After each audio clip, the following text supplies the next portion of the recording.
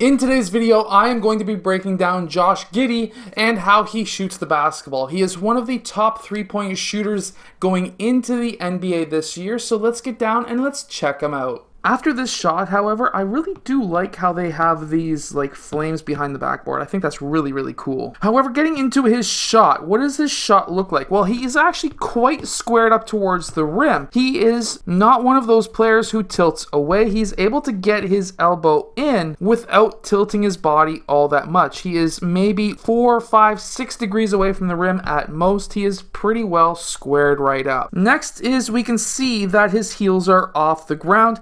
However, his shoulders are in line with his hips, which are in line with his heels. To me, that's not a balanced shot. That means that he's actually doing this to remove a lot of power from his shot. So he may actually have a very strong shot, and that's why we see him shooting with his shoulders in line with his hips and his heels. Now, even though he does lean slightly forward at first, and he does have about a 90-degree bend on his knees, that's still in line with his heels and not in line with his knees and his toes. So to me, that's a lot of power that he's taking off of his shot. Now, if he does struggle, for example, from the NBA 3, which he shouldn't because that's roughly around there anyways, but if he does tend to struggle from the NBA 3, then what he would want to do is, of course, push the butt out a little bit more, bring the shoulders forward, and that will give him more power. Going up from his shot, however, he does gather the ball around his chest, and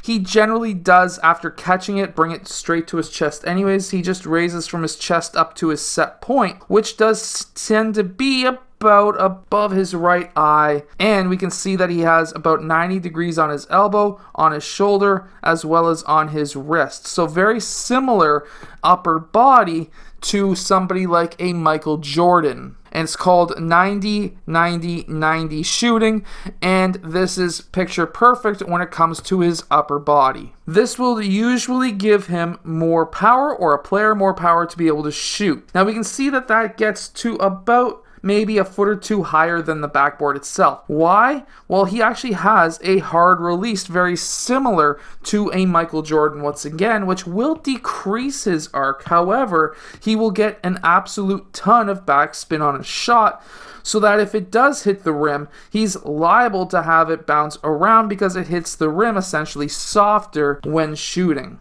We can really see this close up right here where he's got that 90, 90, and 90, which is something that a lot of players don't really do anymore. The 90 degree on the elbow is going to allow him to have a much faster release, especially when combined when it's 90 degrees on his shoulder. The only thing about his shot that I am not a fan of is, of course, how his body is lined up. It's not exactly very balanced. However, at the same point in time, everyone shoots a different way, and we have to understand that. He's a very high percentage shooter. Now, from there as well, we can also see that he's looking at the rim when he wants to shoot, which is very good. And if we look at his feet are also pointed towards the rim as well. He does get a lot of his shots off of a pass, which what we can see from here is the fact that especially him going probably mid to late first round, we're going to be really seeing that he's going to be not the type of player who's going to have the offense focused around him.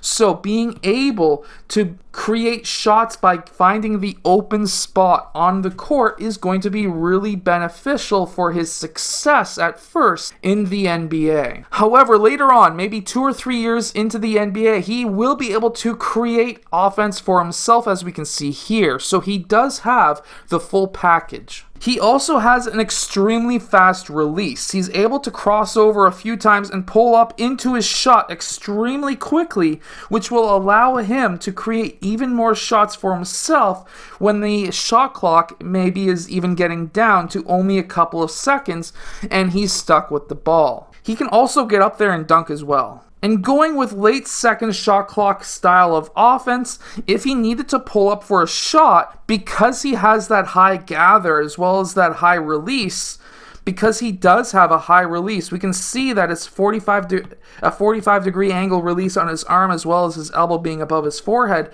But because he has that high gather at his chest, he's able to get it up there quick, and of course with the 90-90-90 shooting form, he's able to shoot extremely fast over defense. In my opinion, he is the fastest shooter in this year's NBA draft. Is he faster than Curry? Probably not. However, if he was to have a one motion shot off of this, he may be faster than Curry. However, I don't think that he needs to be quicker at all. He's quick enough as he is.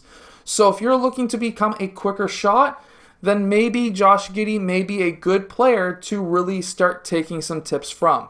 Anyways, I hope that you've enjoyed today's video. Make sure to go check out all of the links in the description below if you're looking for new basketball training equipment.